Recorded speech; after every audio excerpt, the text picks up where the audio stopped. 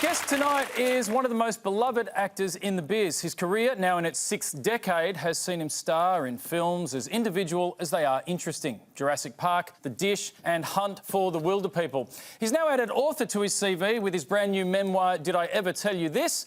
And I recently had the pleasure to catch up with our mate, Sam Neill. Sam Neill, welcome back to The Weekly. Thank you very much, Charlie. Now, you were actually the first guest we ever had. And can I say how happy I am that your career survived that moment? Well, likewise, in spite of it all. So the book, Did I Ever Tell You This? It's wonderful to read. What made you write this book? And I mean that in the nicest possible way. Well, it was a compulsion, really. You know, I was suddenly told that I was desperately ill and I was having chemo and I didn't have anything better to do. So I thought I'd start writing just to stop myself from going crazy. And it worked. You took up acting at boarding school and you say in the book you did it because it involved the possibility of meeting girls. Is that a principle that remained throughout your career? To this day. How exciting was it when you first started acting? Look, it was transformative, really, because I realised, there was something I could sort of halfway do well, because I wasn't very scholastic. I had a really bad stutter when I was a child. So it also gave me sort of confidence that I'd never had before, and my stutter started to disappear. Incredible. So until that time, the stutter had sort of been a constant companion. Yeah, the curse of my life, yeah. You do gracefully name drop some enormous names in this book. And I have to ask, is anyone annoyed at being in the book or more annoyed at not being in the book? Yes, I can think of one or two. Very annoyed at not being in there, but also if they were in there, they'd be more annoyed. So it was an act of kindness to not include them in the book. Among so many stories about working on so many great films and with so many great people, probably no bigger than Barbra Streisand. What was that moment like meeting Barbra Streisand, who at the time, probably about as big a star as there was in the world? Yes, I was flown to New York to meet her. She was looking for a bloke to work opposite her for Yentl. And I've always been a big fan of Barbra Streisand as an actor. I think she's genuinely funny and clever. I can't bear her singing. It's just a thing I have.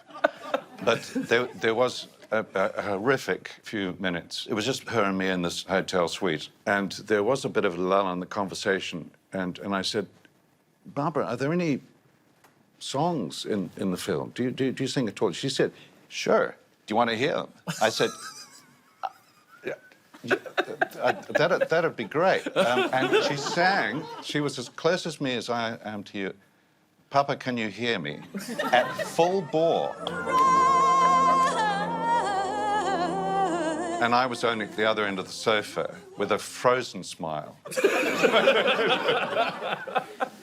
But, yeah, I didn't get the part, needless to say. Was there anyone that made you nervous, just so big and famous that you felt intimidated? Well, I think, like, the first time I worked with Meryl Streep, I was pretty intimidated. She has this charisma about her and presence, and she'd already won 2 Academies or something. You think, am I up to scratch? But by the time we came back to Melbourne and did Evil Angels, we knew each other pretty well, and we had a very good time on that film. You're also, as well as an author and a movie star and an actor. I love that. An author. So much. Well, you are. You're officially an author. Absolutely. You are prolific on social media. What do you like about social media? Look, I think, well, particularly during the COVID time, I was just looking for something to entertain myself with, you know.